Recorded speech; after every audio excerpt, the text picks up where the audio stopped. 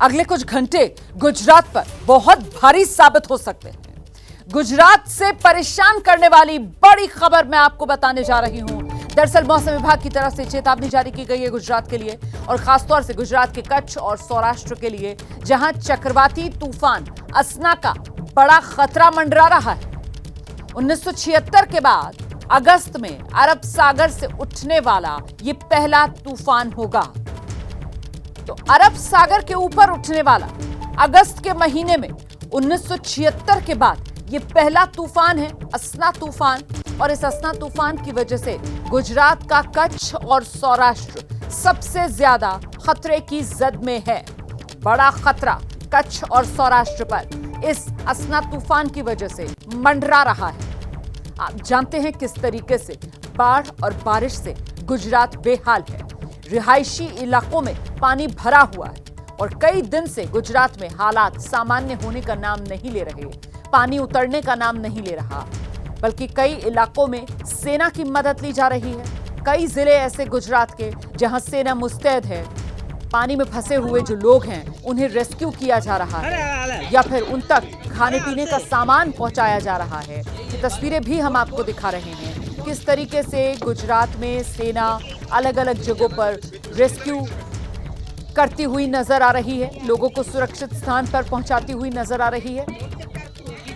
इन रिहायशी इलाकों में बहुत से ऐसे लोग जो अपना घर छोड़ने को तैयार नहीं थे, पिछले कुछ दिन से इंतजार कर रहे थे कि शायद पानी कम हो जाए, लेकिन पानी कम होने का नाम नहीं ले रहा और आखिरकार मजबूरन इन लोगों को फिलहाल अपना घर छोड़कर सुरक्षित स्थान पर जाना पड़ रहा है। और इस बीच मैं आपको बताती हूँ, कच्छ में तूफान से पहले लोगों को सुरक्षित स्थान तक पहुंचाया जा रहा है। रेस्क्यू ऑपरेशन में सेना के जवान जुटे हुए हैं। सभी लोगों से शाम 4 बजे तक सुरक्षित स्थान पर पहुंचने की अपील की गई है।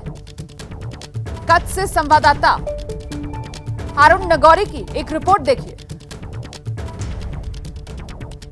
गुजरात में जिस तरह हालात हुए बारिश की वजह से और कई जगह पे जल भराव हुआ है। कच्छ की मैं बात कर रहा हूँ, कच्छ के मांडवी शहर का ये इलाका है जहाँ पूरा इलाके में जल भराव हुए। बारिश की वजह से कई लोग फंसे हुए थे जिनको बाहर निकाल रहे हैं। आर्मी के जवान यहाँ पहुँचे और जो लोग फंसे थे उनको लगातार बाहर निकालने की कोशिश कर रहे हैं।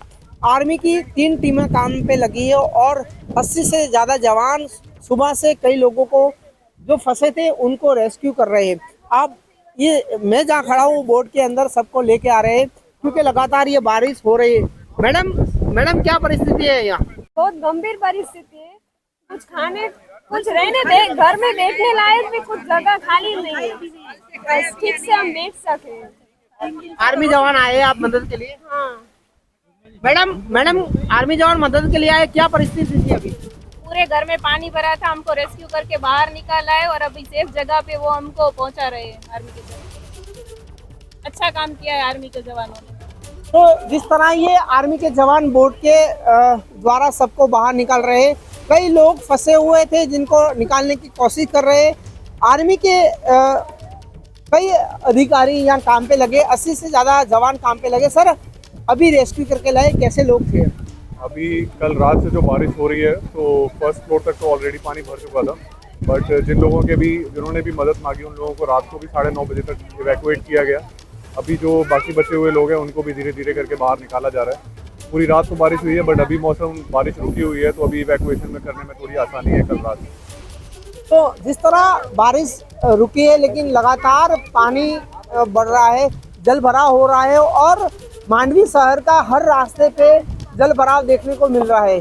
प्रशासन ने पूरी रात काम किया है, लेकिन जिस तरह ये परिस्थिति हुई है उनको लेके चिंता की बात जरूर है क्योंकि लगातार बारिश हो रही है रुक रुक के और जल भराव बढ़ रहा है। अभी भी मैं जहां खड़ा हूँ पूरा रास्ता है और जहां गाड़ियां चलती थी वहां अभी बोट चल रही है। आप समझ सकते हो कि किस तरह का हालात हुआ है और अभी फिलहाल आर्मी के जवान लोगों को बचाने में लगे हैं। Arun Nagauri, ABP news, Kutch. और आइए सीधे आपको लेकर चलते हैं अहमदाबाद से। हमारे सहयोगी अभिषेक उपाध्याय इस समय हमारे साथ मौजूद हैं और जरा समझते हैं अभिषेक उपाध्याय से जिस तरीके से ये असना तूफान, इसका खतरा अब मंडराता हुआ नजर आ रहा है, खासतौर से इसकी जद में कच्छ और सौराष्ट्र का इलाका, और यहीं पर खतरा ज्यादा अभी नजर आ रहा है। अभिषेक, बिल्कुल, देखिए कक्ष की बात अगर करें तो कोटेश्वर और नारायण सरोवर ये दो जगह हैं जो अरब सागर के काफ़ी नज़दीक हैं। वहाँ पर अभी जो समुद्र से तेज़ हवाएं उठ रही हैं, जो तेज़ लहरें हैं, उसका असर दिखाई पड़ रहा है। वहाँ से लोगों को बाहर निकाला जा रहा है। सौराष्ट्र में भी असर दिख रहा है, खासतौर पर द्वारिका में जो समुद्र का किनारा है वहाँ पर असर दिखाई पड़ रहा है। लेकिन जो सबसे बड़ा असर दिखने की संभावना है रोमाना, वो है बारिश की संभावना। गुजरात के कई हिस्सों में भारी बारिश की संभावना है और इसको लेकर के कई राज्यों में, जो सेंट्रल गुजरात से लेकर के सौराष्ट्र के, वहाँ पर ऑरेंज अलर्ट जारी किया गया है। ये जो असना तूफान है ये कच्छ से लेकर के और ये ओमान की ओर बढ़ेगा, यानी कि ज़मीन से अरब सागर की ओर जाएगा, दक्षिण पश्चिम दक्षिण। तो इसका जो असर सबसे अधिक गुजरात में होगा ये भारी बारिश के तौर पर होगा और उसी लिए एहतियातन यहाँ पर इंतज़ाम किए जा रहे हैं। जो समुद्र के किनारे के इलाके हैं वहाँ से लोगों को हटाया जा रहा है, वहाँ से रेस्क्यू कराया जा रहा है और जहाँ ऑलरेडी भारी बारिश 3 दिनों में हुई है, जहाँ पानी अब कम हुआ है, वहाँ पर भी प्रशासनिक अलर्ट घोषित किया गया है। जी बिल्कुल अभिषेक, ऐसे में सवाल महत्वपूर्ण हो जाता है, आप क्योंकि अभी अहमदाबाद में हैं, तो अहमदाबाद, गांधीनगर, इन इलाकों में अभी क्या स्थिति बनी हुई है? देखिए, वडोदरा से मैं आया हूँ। अहमदाबाद इन सभी जगहों पर पानी अब कम हो रहा है। वडोदरा में जो विश्वामित्री नदी है उसका लेवल एक बार फिर से 30 फीट के करीब पहुंच रहा है, जो कि 35 फीट हो गया था। आजवा डैम में भी जहां से पानी आया था वहां भी एक लेवल को मेंटेन किया जा रहा है। अभी अहमदाबाद में स्थितियां जो है वो पानी जो था वो उतरता हुआ दिखाई दे रहा है। लेकिन चिंता की बात यही है रोमाना कि ये जो असना तूफान है इसके चलते जिस भारी बारिश की आशंका है उसको लेकर के काफ़ी चिंता बनी हुई है कि अगर वो भारी बारिश होती है तो जिन हालातों से वडोदरा, अहमदाबाद, सौराष्ट्र में राजकोट से लेकर के द्वारिका, पोरबंदर, इन सब इलाकों में जल जमाव के हालात हो गए थे, सैलाब जैसी स्थिति हो गई थी, वहाँ पर फिर से हालत बिगड़ सकते हैं। इसीलिए प्रशासनिक एजेंसी को अलर्ट पे रखा गया है। आर्मी, एनडीआरएफ और साथ में जो लोकल पुलिस है, म्युनिसिपल कॉरपोरेशंस हैं, उनके जो कर्मी हैं वो सब अलर्ट पर हैं। इसको देखते हुए आज शाम से लेकर के और कल सुबह के बीच में जो हालात होंगे उसको लेकर के सबकी चिंता बनी हुई है। जी आप रहिए मेरे साथ, में लौटूंगी आपके पास। देखिए, तूफान के अलर्ट को देखते हुए सेना के जवान जो हैं वो ग्राउंड जीरो पर पूरी तरीके से मुस्तैद हैं। जिस तरीके से अभी अभिषेक भी बता रहे थे कि सबको अलर्ट पर रखा गया है, मैं आपको दिखाने जा रही हूं सेना ने किस तरीके से तैयारी की है। मुस्तैद सेना। में जिस तरह भारी बारिश हुई और इसके बाद जो परिस्थिति हुई है उसका नज़ारा आपके दिखाने जा रहा हूँ कि किस तरह कच्छ के मांडवी शहर के अंदर बारिश की वजह से पूरा रास्ते में पानी दिखने मिल रहा है। पूरा शहर पानी में गरकाव हो चुका है, कई मकान और दुकान पानी में है। हम आर्मी की मदद से यहाँ पहुँचे हैं कि जहाँ लोग फंसे हुए हैं उनका रेस्क्यू किया जा रहा है, क्योंकि जिस तरह पानी भरा हुआ है। हम जिस रास्ते पे जा रहे हैं वहाँ उस रास्ते पे गाड़ियाँ दौड़ती थी, लेकिन आज बोट को चलाना पड़ता है क्योंकि यहाँ पानी भर गया है। तालाब की माफक पूरा रास्ता जाम है। मेरे साथ आर्मी के मेजर से उनसे बात करेंगे। सर, किस तरह पूरा हालात हुए हैं? ये कल हमें SOS कॉल डिस्ट्रिक्ट एडमिनिस्ट्रेशन से आया कि यहाँ इवैक्यूएशन की ज़रूरत है, पानी का लेवल काफ़ी राइज हो गया है। तो हम उसी तत्काल ही हमने मूव किया वहाँ से 11:30 बजे के अराउंड, और हम 11:30 बजे यहाँ आके देखा तो स्थिति काफ़ी ख़राब थी। काफ़ी लोग अपने अपने घरों में फंसे हुए थे। तो कल 9:30 बजे तक हमने, जब तक लाइट थी तब तक इवैक्यूएट किया, अंधेरे में भी इवैक्यूएट किया। कल 98 जवान बंदे सिविलियंस को हमने इवैक्यूएट किया। अभी सुबह से अभी 11 बज रहा है तो 3 ट्रिप ले चुके हैं, तो करीबन 40 से 50 बंदे अभी सुबह से निकाल चुके हैं यहाँ। बाकी अनाउंसमेंट कर रहे हैं, अगर किसी को ज़रूरत होती है तो। कैसी परिस्थिति सर यहाँ की है? हालात कैसे हैं? काफ़ी लोगों की गाड़ियाँ और मतलब फर्स्ट फ्लोर तक तो पानी चढ़ चुका है कल, क्योंकि कल पूरी रात भी बारिश हुई है। तो फर्स्ट फ्लोर तक तो पानी चल चुका है, बट डिस्ट्रिक्ट एडमिनिस्ट्रेशन और मतलब आर्मी ने इमीडिएट रिस्पॉन्ड किया, तो अभी इस सिचुएशन में लोगों को निकाला जा पा रहा है। तो जिस तरह आर्मी ने पूरा मोर्चा संभाला है और आपको दिखाने जा रहा हूँ किस तरह लोग फंसे हो। आर्मी की मदद से हम बोट के द्वारा जिस इलाके में जा रहे हैं वो पूरा इलाका पानी में गरकाव है। कई गाड़ियाँ पानी में फंसी हुई है, कई मकानों के जो फर्स्ट फ्लोर है वहाँ तक पानी भरा हुआ है। ये आप देख सकते हैं किस तरह पूरी तरफ पानी है और आर्मी द्वारा जो लोग फंसे हैं उनको बाहर निकाल रहे हैं। आर्मी की अभी तक जो टीम है वो काम कर रही है और जिस तरह ये पूरे जो लोग फंसे हैं उनको बाहर निकालने का आर्मी काम पे लगी है। जिस तरह बारिश हुई उसके बाद जो मांडवी के हालात हुए वो काफ़ी दयनीय है और किस तरह पूरे मकान पानी से भरे हुए हैं। Arun Nagauri, ABP news, Kutch. तो कच्छ से लगातार हारून नागौरी जो हैं वो आपको जमीनी हालात जो है उसी को लेकर रिपोर्ट्स दिखा रहे हैं। मैं अहमदाबाद का रुख करूंगी, हमारे सहयोगी अभिषेक उपाध्याय इस समय हमारे साथ मौजूद है। और जरा अभिषेक से अब ओवरऑल पिक्चर गुजरात की समझते हैं। कितने जिले ऐसे जो अभी भी बाढ़ और बारिश से घिरे हुए हैं गुजरात में, और कहां कहां इस समय सेना को तैनात करना पड़ रहा है हालात को देखते हुए? अभिषेक। रोना, मैं आपको ताज़ा अपडेट दे दूं। अभी तुरंत ही मांडवी में बारिश शुरू हो गई है, जहां से अभी रिपोर्ट आप दिखा रही थी। मांडवी में तेज़ हवाएं चल रही हैं, बारिश शुरू हो गई है। और जिस असर की हम बात कर रहे थे कि असना तूफान के चलते गुजरात के अलग अलग हिस्सों में भारी बारिश के आसार हैं। शुरुआत मांडवी से हो गई है और यहाँ भी, मैं भी अहमदाबाद में हूँ भी, यहाँ भी देखिए हवाएं यहाँ भी तेज़ हो गई हैं। अहमदाबाद में ये सीधा जो अभी पीछे की ओर आप देखेंगे तो यहाँ पर तेज़ हवाएं अभी से यहाँ दिख रही हैं। तो ये जो असर दिखाई पड़ना शुरू हो गया है, ये असर यहाँ से लेकर के सौराष्ट्र, जो राजकोट का इलाका है, मोरबी का इलाका, आपने अभी पूछा कि सेना, तो सेना जो है सौराष्ट्र, जामनगर, जूनागढ़ से लेकर के पोरबंदर, इधर वडोदरा, अहमदाबाद में भी अलर्ट पर है। इन तमाम जगहों पर चूंकि हालात ख़राब रहे हैं और गुजरात में जो कच्छ का इलाका है, भुज का इलाका, मांडवी का इलाका है, नारायण सरोवर का इलाका है, कोटद्वार का इलाका है, इन सब जगहों पर हाई अलर्ट पर है, चूँकि यहाँ पर पहले से ही हालत ख़राब थे। और इस असना के चलते जिस तरह से फिर से हवाएं तेज़ हुई हैं, अभी देखिए तेज़ हवाएं आपको दिखाई पड़ रही हैं। ये अभी कुछ देर पहले की सूरत है अहमदाबाद में। और वही जो मैं आपसे कह रहा था कि असना का असर जो कच्छ से होता हुआ सीधे सेंट्रल गुजरात की ओर आने की संभावना है, जिसमें अहमदाबाद से लेकर के वडोदरा और उसके बाद जामनगर, जूनागढ़, जो सौराष्ट्र के इलाके हैं वो प्रभावित हो सकते हैं। तो उसके एक संकेत मिलने शुरू हो गए हैं। मांडवी में फिलहाल बारिश शुरू हो चुकी है और इधर भी इस बात की आशंका जताई जा रही है कि यहाँ भी भारी बारिश हो सकती है। रोमाना, रहिए मेरे साथ, मैं लौटूंगी आपके पास। देखिए, गुजरात में आज भी बारिश का रेड अलर्ट और वहीं चक्रवात की दस्तक परेशानी को दुगना कर रही है। मौसम वैज्ञानिकों की अगर माने तो ये डीप डिप्रेशन की वजह से ऐसे हालात बने हैं। अरब सागर में तूफान का खतरा बना हुआ है और ऐसे में लोगों को एहतियात बरतने की सलाह दी जा रही है। एबीपी न्यूज संवाददाता मेघा उपाध्याय ने मौसम विभाग की सीनियर साइंटिस्ट सोमा सेन से खास बातचीत की है और वो किस तरीके से आगाह कर रही हैं, इस चक्रवात को लेकर क्या जानकारी साझा कर रही हैं, दिखाते हैं आपको। गुजरात में पिछले कई दिनों से लगातार बारिश हो रही है, मौसम बदल रहा है। बाढ़ और तूफानी बारिश की वजह से वहां के लोगों को काफ़ी दिक्कतों का सामना करना पड़ रहा है। बाढ़ की स्थिति है, अभी मौसम में कितनी तब्दीलियां होना है, क्या कुछ मौसम बदलेगा, इस पर जानकारी के लिए हमारे साथ सीनियर साइंटिस्ट मौसम विभाग में सोमा सेन जी हैं। मैम, गुजरात में मौसम लगातार बदल रहा है, बारिश हो रही है पिछले कई दिनों से, बाढ़ के आसार हैं, मतलब बाढ़ आ चुकी है और तूफान भी, समुद्र है जो तूफान पर है, क्या कुछ मौसम में भी वहाँ तब्दीलियाँ होनी है? अभी का अगर स्थिति देखते हैं, ये सेकंड टाइम एक डिप्रेशन आपका गुजरात के ऊपर गई है। इसके चलते पिछले 3 से 4 दिन में हमें गुजरात और एडजॉइनिंग सौराष्ट्र कच्छ में एक्सट्रीमली हेवी यानी 20 सेंटीमीटर से ज़्यादा, इनफैक्ट एक्सेप्शनली हेवी रेनफॉल का भी रिपोर्ट्स आए हैं गुजरात और सौराष्ट्र कच्छ से, यानी 30 सेंटीमीटर से ज़्यादा बारिश का।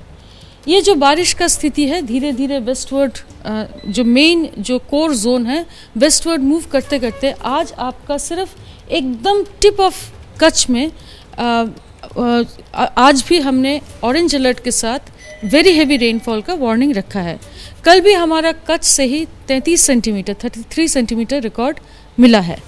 ये सिस्टम धीरे धीरे अभी जो डीप डिप्रेशन है अभी कच्छ के कोस्ट पे हैं, ये अभी अगले 6 घंटे में साइक्लोनिक स्टॉर्म में तब्दीली होगी और ये वेस्टवर्ड आपका नॉर्थ अरेबियन सी में इंडियन कोस्ट से दूर चली जाएगी। डीप डिप्रेशन जिसकी बात अभी आप कर रही थी, जिसकी वजह से लगातार बारिश हो रही है, अब अरब सागर की तरफ शिफ्ट करो और वहाँ भी साइक्लोन की स्थिति है, तो क्या इसका प्रभाव बाकी इलाकों यानी कि देश के अन्य इलाकों में भी पड़ने वाला है? अभी जो सिस्टम आपका जितना अरेबियन सी से में जाएगी और वेस्टवर्ड मूव करेगी, ये सिस्टम का इफेक्ट रहेगा मेनली सी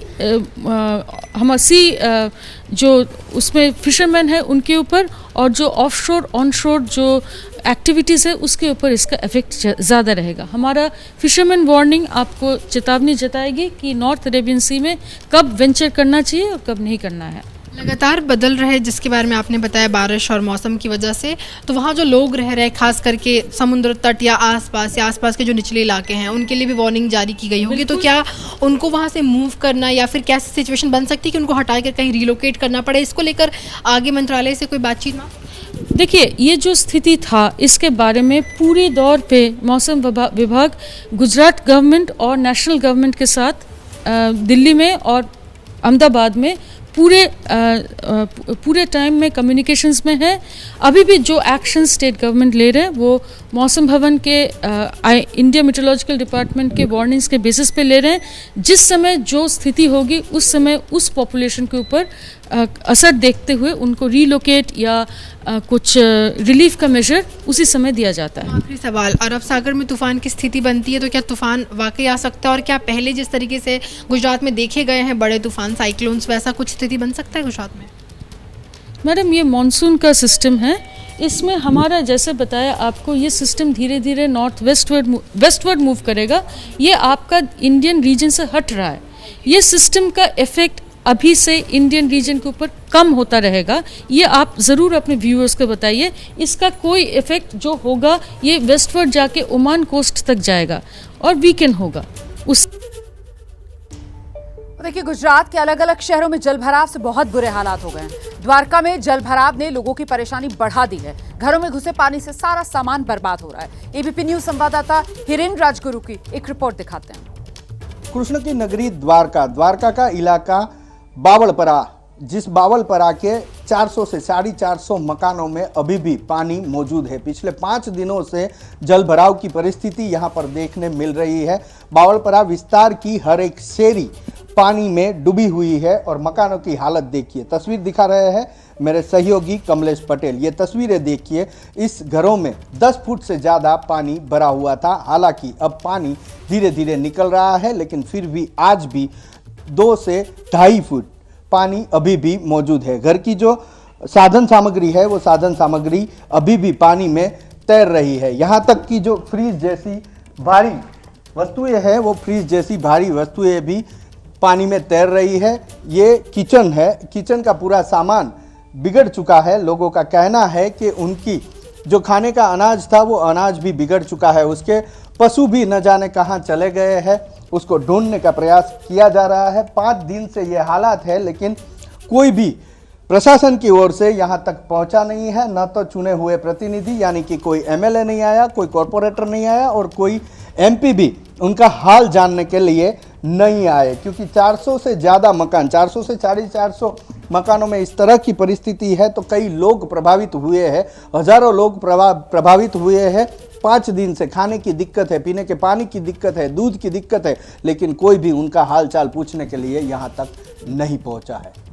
कैमरा पर्सन कमलेश पटेल के साथ मैं हिरेन राजगुरु, देवभूमि द्वारका, गुजरात। पूरे की पूरी जिंदगी जो है वो उजड़ी हुई नजर आ रही है इस बार गुजरात में बाढ़ बारिश से। हालात क्या बने हुए हैं उसी की बानगी इन तस्वीरों के जरिए जरा समझिए आप इस समय कितनी गंभीर स्थिति गुजरात में है। अहमदाबाद, वडोदरा, जामनगर, खेड़ा, कच्छ, द्वारका, पोरबंदर की ये तस्वीरें आपके सामने हैं और हर तरफ सिर्फ और सिर्फ पानी का राज नजर आ रहा है और पानी के सामने जिंदगी बेबस नजर आ रही है। और अब आगे बढ़ेंगे, बात जरा हरियाणा की करते हैं, जहां विधानसभा चुनाव के लिए आप जानते हैं सियासी तौर पर तैयारियां जोरों से चल रही हैं। बीजेपी और कांग्रेस में टिकट बंटवारे को लेकर बैठकों का दौर चल रहा है। कल देर रात तक बीजेपी की केंद्रीय चुनाव समिति की बैठक हुई है और जो जानकारी मिल रही है, बैठक में 55 प्रत्याशियों के नाम पर चर्चा हो गई है। कुछ संभावित प्रत्याशियों के नाम भी बाहर सामने आए हैं, लेकिन यहीं से बीजेपी की टेंशन बढ़ गई है। कई टिकट के दावेदार अब दिल्ली पहुंच गए हैं और संभावित सूची को लेकर सवाल उठा रहे हैं। ऐसे में बीजेपी नेतृत्व के सामने एक नई चुनौती खड़ी हो गई है।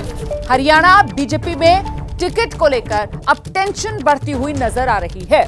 बीजेपी प्रत्याशियों की पहली लिस्ट पर फिलहाल जो जानकारी मिल रही है उसके मुताबिक ब्रेक लगा। ये बड़ी खबर, बीजेपी प्रत्याशियों की पहली लिस्ट पर ब्रेक लगा। दोबारा होगी बीजेपी केंद्रीय चुनाव समिति की बैठक। सीसी से पहले होगी हरियाणा कोर कमेटी की बैठक। 1 सितंबर तक आ सकती है बीजेपी की पहली लिस्ट। चुनाव में किसी भी पार्टी से गठबंधन बीजेपी नहीं करेगी। ये फैसला पार्टी की तरफ से पहले ही ले लिया गया। पार्टी अपने फैसले पर अटल है और इस बीच वो जो पहली लिस्ट आनी थी उस पर फिलहाल ब्रेक लग गया है। सीधे आपको लेकर चलते हैं, हमारे साथ हमारे सहयोगी रोहित सावल इस समय में मौजूद हैं और उन्हीं से समझते हैं कि ये पहली लिस्ट पर ब्रेक कहीं लिस्ट जारी करने के बाद वापस ना लेना पड़े, जिस तरीके से जम्मू कश्मीर में हुआ उसी को देखते हुए ये कदम। बिल्कुल रोमाना, बिल्कुल सही आप कह रहे हैं कि भारतीय जनता पार्टी पूरी एहतियात बरत रही है। जैसे जम्मू कश्मीर में हुआ वैसी स्थिति हरियाणा में ना हो।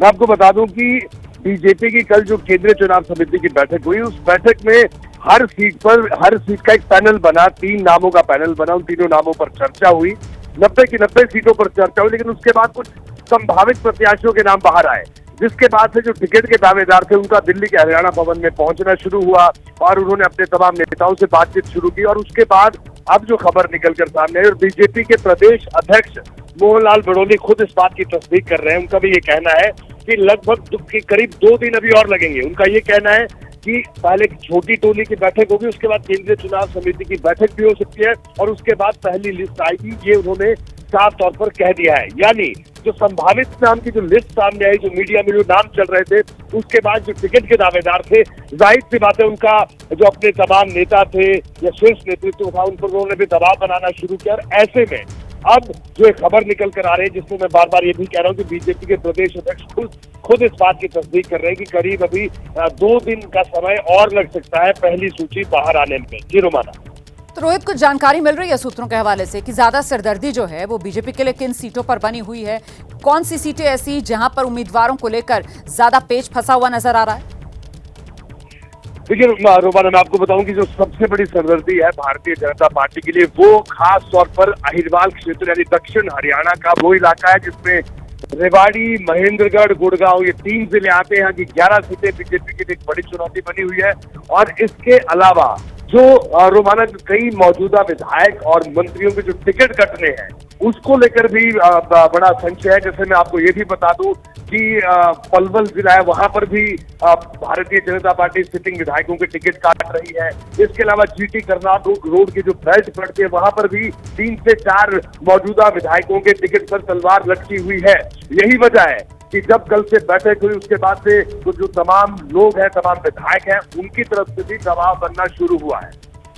बहुत शुक्रिया रोहित सिंह सावल इस तमाम जानकारी के लिए। तो फिलहाल हरियाणा में उम्मीदवारों के नाम की पहली लिस्ट बीजेपी की जो आनी थी उस पर फिलहाल ब्रेक लग गया है। बीजेपी के भीतर टिकट बंटवारे को लेकर टेंशन बढ़ गई है। जो संभावित उम्मीदवारों के नाम थे उसी को लेकर यहां पर यह खींचतान, जिसके बाद बीजेपी ने फिलहाल पहली लिस्ट पर ब्रेक लगा दिया है। और इस सब के बीच हरियाणा में बीजेपी के जो प्रदेश अध्यक्ष हैं मोहनलाल बड़ोली, वो इस पूरे मामले को लेकर मीडिया के सामने आकर क्या बयान दे रहे हैं, जरा ये सुनिएगा। केंद्रीय चुनाव समिति की बैठक में सभी 90 की 90 विधानसभाओं पर चर्चा हुई है और कुछ को शॉर्ट लिस्ट कर लिया गया है, कुछ अभी 2 दिन का समय और लगेगा।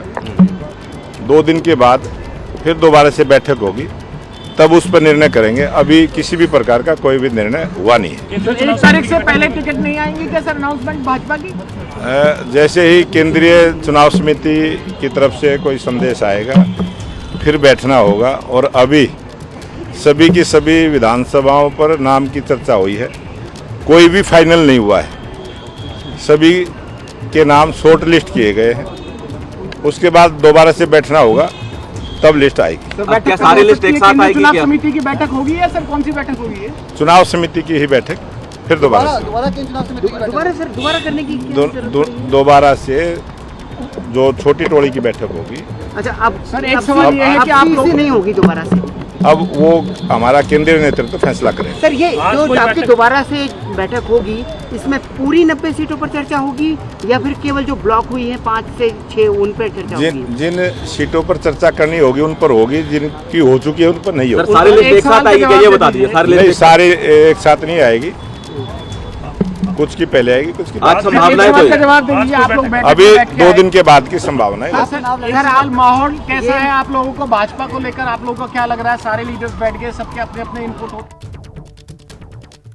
तो 2 दिन के बाद की संभावनाएं हैं। सारी सीटों पर एक साथ उम्मीदवारों के नाम का ऐलान नहीं किया जाएगा, दोबारा से मंथन किया जाएगा और उसके बाद लिस्ट सामने आएगी। फिलहाल हरियाणा जो उम्मीदवारों के नाम की पहली लिस्ट आनी थी बीजेपी की, उस पर अभी ब्रेक लग गया है। मैं आगे बढ़ रही हूं, अगली खबर का रुख कर रहे हैं हम। जनस्वराज पार्टी के नेता प्रशांत किशोर, उनका बड़ा दाव। बिहार को लेकर प्रशांत किशोर ने बड़ा ऐलान कर दिया है। 15 साल से कम उम्र के बच्चों को प्राइवेट स्कूल में पढ़ाएंगे। प्रशांत किशोर ये कह रहे हैं प्राइवेट स्कूल में पढ़ाई का खर्चा सरकार देगी अगर सत्ता में आती है जनस्वराज पार्टी, जो 2025 बिहार विधानसभा चुनाव में चुनावी मैदान में किस्मत आजमाने के लिए उतर रही है। 60 वर्ष से ज्यादा उम्र के लोगों को 2000 रुपए की मासिक पेंशन देंगे। ये भी वादा प्रशांत किशोर की तरफ से कर दिया गया है। तो लीजिए, अगले साल बिहार में विधानसभा चुनाव होने हैं और उससे पहले प्रशांत किशोर की तरफ से ये बड़े वादे किए जा रहे हैं। सुनिए। गरीब के बच्चा के पढ़ाई के नाम पर 50,000 करोड़ रुपया खर्चा हो रहा और 50 को गरीब का बच्चा भी पढ़ नहीं रहा, सारा पैसा लूट कर रहा। तो जब अगले बरस ये जनता का राज बनेगा तो 15 साल से कम उम्र के आपके बच्चे का कपड़ा लत्ता पढ़ाई का पूरा खर्चा सरकार से मिलेगा। चाहे आपको प्राइवेट स्कूल में पढ़ाना है, उसका पैसा भी आपको सरकार से मिलेगा। और नीतीश कुमार की महंगाई के जमाना में 400 रुपया का पेंशन भीख दे रहा है। 400 रुपया इस महंगाई में दे रहा है एक महीना में। तो ये तय हुआ कि अगले बरस जब जनता का राज बनेगा तो दिसंबर 2025 से 60 वर्ष से ज्यादा उम्र के हर महिला पुरुष को कम से कम 2000 रुपया मासिक पेंशन जरूर दिया जाएगा। सीधे आपको लेकर चलते हैं। हमारे साथ हमारे सहयोगी प्रकाश कुमार इस समय मौजूद हैं और जरा प्रकाश से समझते हैं कि अभी तक तो जनता का राज और जनता के राज की जो हुंकार भर रहे हैं प्रशांत किशोर, उसमें युवा रोजगार की वो बात कर रहे थे। लेकिन अब जिस तरीके से बिहार के घर घर में पैठ बनाने के लिए वो छात्रों की प्राइवेट स्कूल से पढ़ाई की बात से लेकर बुजुर्गों के लिए पेंशन 600 रुपए से बढ़ाकर 2000 रुपए तक की कर रहे हैं, तो कुल मिलाकर अब एक बड़े प्लेयर की तरह बिहार की राजनीति में ये प्रशांत किशोर की जो सीधी एंट्री यहां पर हो रही है प्रकाश कुमार, इसको लेकर सियासी सुगबुगाहट अब किस तरीके की है? खुलकर अब आना होगा अन्य पार्टियों को भी प्रशांत किशोर के काट के लिए। बिल्कुल, जिस तरह से चुनाव के ठीक पहले पार्टियां मैनिफेस्टो जारी करती थी, लेकिन पद यात्रा के दौरान प्रशांत किशोर अपना एजेंडा खुलेआम सरेआम साफ करते जा रहे हैं कि आने वाले समय में वो क्या क्या करने वाले। वो इंतजार चुनाव के वक्त का नहीं कर रहे। तो ऐसे में 15 साल के बच्चों के लिए जिस तरह का ऐलान हुआ है, इस बारे में वो हमेशा से कहते रहे हैं, लोगों के बीच जाते हैं कि लालू यादव तो अच्छे पिता हैं कि कम से कम 9वीं फेल को भी वो सीएम बनाना चाहते हैं, आप क्या कर रहे हैं? तो ये जो कहानी जो रच रहे हैं प्रशांत किशोर, ये लोगों को काफी लुभा रहा है, लोग आकर्षित भी हो रहे हैं। तो ऐसे में यह दांव बुजुर्गों के लिए 60 साल से उम्र के ज्यादा के लोगों के लिए 2000 रुपए मासिक पेंशन और बच्चों की मुफ्त में पढ़ाई, तो वादे कर अभी से बिहार विधानसभा चुनाव का एजेंडा सेट करते हुए प्रशांत किशोर नजर आ रहे हैं। बहुत शुक्रिया आपका प्रकाश कुमार इस तमाम जानकारी के लिए। इस वक्त बड़ी खबर आ रही है, हिमाचल प्रदेश के शिमला में एक खौफनाक लैंडस्लाइड हुआ है और इस लैंडस्लाइड का वीडियो सामने आया है। रामपुर में सड़क पर पहाड़ का एक हिस्सा आकर गिर गया। कार के ठीक सामने ये पहाड़ का हिस्सा आकर गिरा है। बड़ी बात यह कि जो कार सवार वो बाल बाल बचे। गनीमत ये रही कि किसी की जान नहीं। ये देखिए, जरा तस्वीरें देखिए। जिस समय ये पहाड़ का हिस्सा गिर रहा था, उस वक्त किस तरीके का खौफनाक मंजर और माहौल था, जरा इन तस्वीरों के जरिए देखिए और समझिए। गाड़ी वाला बच गया, शुक्र है गाड़ी वाला बच गया आदमी, शुक्र है कसम है। देखा आपने ये तस्वीरें, कोई स्थानीय दूर से खड़ा हुआ ये वीडियो बना रहा था और उनकी तरफ से भी कहा जा रहा है कि गनीमत ये कि गाड़ी वाला बच गया, क्योंकि ठीक कार के सामने आकर ये पहाड़ का एक हिस्सा जो मलबे की तरह गिर गया। कोई यार गाड़ी मंडी मात पार। तो बारिश के इस मौसम में कैसे पहाड़ भरभरा रहे हैं। इस बारिश के मौसम में पहाड़ी इलाकों से पहाड़ के भरभराने की, मलबे में तब्दील होकर सड़क पर आने की ये तस्वीरें अलग अलग पहाड़ी राज्यों से जारी हैं। और इसी क्रम में फिलहाल ये जो ताज़ा तस्वीरें हैं ये हिमाचल प्रदेश शिमला में आप देख रहे हैं, जहां जबरदस्त लैंडस्लाइड हुआ है। सड़क पर आकर पहाड़ का ये हिस्सा गिर गया। और आइए अब उत्तर प्रदेश का रुख करेंगे, जहां जंगली जानवरों के अटैक से हड़कंप मचा हुआ है। उत्तर प्रदेश के बहराइच में आदमखोर भेड़िया, उसी की तलाश जारी। वहीं उत्तर प्रदेश के सीतापुर में जंगली जानवर के अटैक से एक बुजुर्ग महिला की मौत हो गई है। अब ये जंगली जानवर कौन सा था, किस जंगली जानवर ने बुजुर्ग महिला पर हमला किया, ये रहस्य बना हुआ है, ये अभी साफ ही नहीं हो पाया है। लेकिन इतना तय है कि सीतापुर में कोई जंगली जानवर जिसके अटैक से बुजुर्ग महिला की मौत हो गई है। और वहीं दूसरी तरफ बहराइच, जहां पर आदमखोर भेड़िए का आतंक है। अभी तक 4 भेड़िए जिन्हें पकड़ लिया गया है, लेकिन 2 भेड़िए अभी भी चुनौती बने हुए हैं, उन्हें पकड़ना अभी बाकी। वहीं सीतापुर की तस्वीरें आप देख रहे हैं, जंगली जानवर अटैक किया, बुजुर्ग महिला की मौत हो गई है। जो ग्रामीण हैं उनमें दहशत है। और इस बीच एक बड़ी खबर, ब्रेकिंग न्यूज आपको बताने जा रही हूं। उत्तर प्रदेश के बहराइच में भेड़ियों की दहशत लगातार कायम है। आज फिर चलाया गया है ऑपरेशन भेड़िया। आप जानते हैं 4 भेड़ियों को तो पकड़ लिया गया है, लेकिन 2 भेड़ियों की तलाश अभी भी जारी है। और ये जो तलाश है वो रात भर जारी रही। कॉम्बिंग ऑपरेशन चलाया गया। लोगों ने फिलहाल दहशत की वजह से अपने बच्चों को स्कूल भेजना बंद कर दिया है। ये बहराइच की तस्वीरें आपके सामने हैं। देखिए किस तरीके से तलाश किया जा रहा है और सुराग तलाशे जा रहे हैं कि आखिरकार भेड़ियों का ठिकाना क्या हो सकता है। कहां से कहां भेड़ियों ने अपना इलाका बना रखा है और वहीं पर जाल बिछाया जा रहा है भेड़ियों को पकड़ने के लिए। और इसीलिए इस पूरे इलाके में कॉम्बिंग ऑपरेशन चलाया जा रहा है।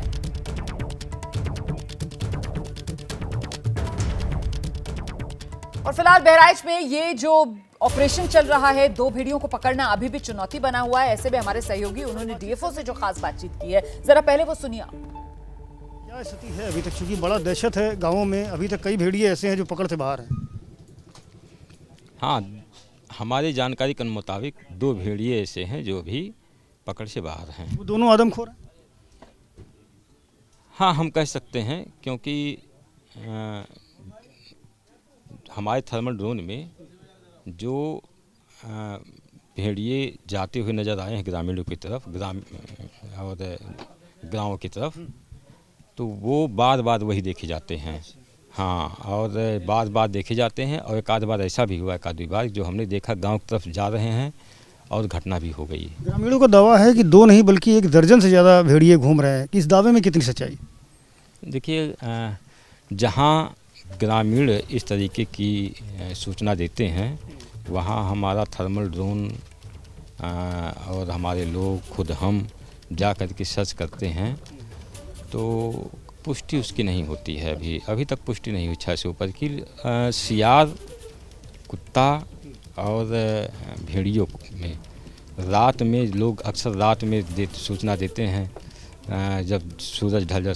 दिन में पहचानना दूर से मुश्किल होता है, दिन में। अच्छा, क्या तैयारी चल रही है? जो आप बता रहे हैं 2 बचे हैं, तो उनको पकड़ने के लिए क्या आप लोग इंतज़ाम कर रहे हैं और कितने कारगर हो रहे हैं? देखिए, कारगर तो हो ही रहे हैं, तभी हमने 6 में से 4 पकड़े, आधे ज़्यादा पकड़े। जानवर है, इनको चैलेंज करके आप दावा कह करके आप नहीं पकड़ सकते।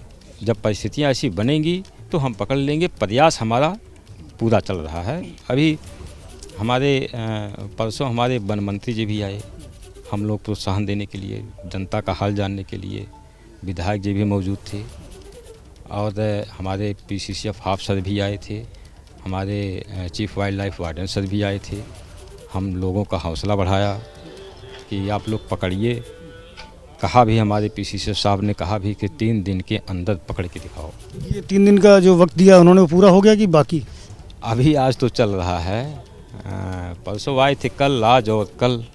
मान लें कि 3 दिन, कल तक कुछ उम्मीद करें? कल तक कुछ उम्मीद करें? बिल्कुल उम्मीद करिए। हम तो कहते आज भी उम्मीद करिए, अगर दिख गया तो मैं पकड़ लूँगा। सूचना आई आपको अभी हाल फिलहाल में कहाँ पर इन 2 भेड़ियों के लोकेशन है जो आदमखोर है?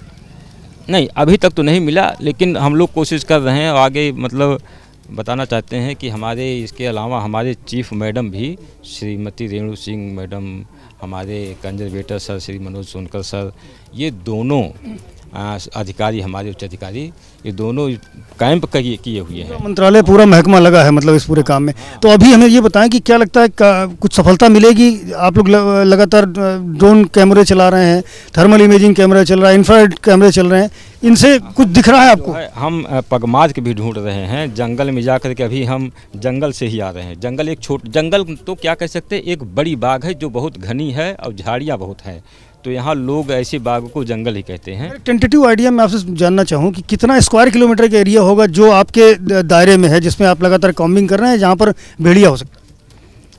ये 75 स्क्वायर किलोमीटर। कुछ खबरें ऐसी भी आ रही हैं कि सीतापुर में, लखीमपुर खीरी में भी जाकर के जानवर अटैक कर रहे हैं। चूँकि आप लोग लगातार उनकी कॉम्बिंग कर रहे हैं, उन्हें खदेड़ रहे हैं, पटाखे भी चल रहे हैं, तो क्या ये संभावना हो सकती है कि वो दूसरे जिलों में जाकर के छुप गए हों और वहाँ घटनाएं कर रहे हैं? देखिए, हमने 6 की पुष्टि की, एक पकड़ा, फिर 2 ने 5 दिख रहे हैं। कि मलयालम फिल्म इंडस्ट्री को लेकर हेमा कमेटी की रिपोर्ट जब सामने आई तो उस पर हंगामा बर्पा हो गया। आज तिरुवनंतपुरम में महिला कांग्रेस के कार्यकर्ताओं ने प्रदर्शन किया है। सीपीआई के नेता मुकेश के इस्तीफे की मांग की है। पुलिस ने प्रदर्शनकारियों पर पानी की बौछार की। तो हेमा कमेटी की रिपोर्ट के बाद ये सियासी तूफान अब जो केरला में खड़ा होता हुआ नजर आ रहा है, इसी को लेकर महिला कांग्रेस का ये प्रदर्शन तिरुवनंतपुरम में हल्ला बोल। कांग्रेस की महिला कार्यकर्ता जो है वो सड़कों पर उतरी हुई नजर आ रही है। सीपीआई के नेता मुकेश के खिलाफ कांग्रेस ने मोर्चा खोल दिया।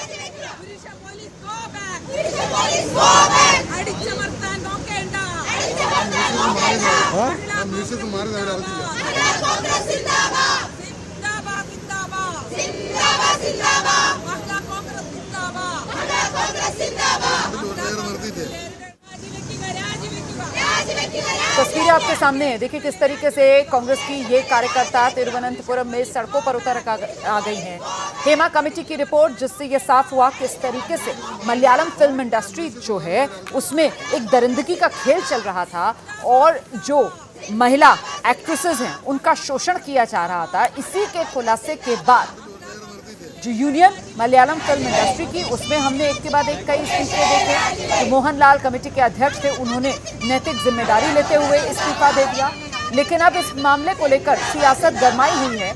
ये महिला कांग्रेस की कार्यकर्ता आप देख रहे हैं जो केरल की राजधानी तिरुवनंतपुरम में सड़क पर उतरी। यहाँ पर जोरदार प्रदर्शन किया जा रहा है और इनके प्रदर्शन को रोकने के लिए पुलिस की मुस्तैदी भी यहाँ पर देखने के लिए मिल रही है। देखिए किस तरीके से पानी की बौछार इन महिला कार्यकर्ताओं पर की जा रही है और बाद में इन महिला कार्यकर्ताओं को हिरासत में भी पुलिस की तरफ से लिया जा रहा है। तो फिल्म इंडस्ट्री में महिलाओं के शोषण को लेकर ये हेमा कमेटी की जो रिपोर्ट आई, इसी से ये हड़कंप मच गया। हालांकि आपको जानकर हैरानी होगी कि सरकार को 5 साल पहले ही ये रिपोर्ट सौंप दी गई थी, पर 19 अगस्त 2024 को इस रिपोर्ट को सार्वजनिक किया गया और इसी के बाद से ये सियासी हंगामा जो अब केरला में बरपा है।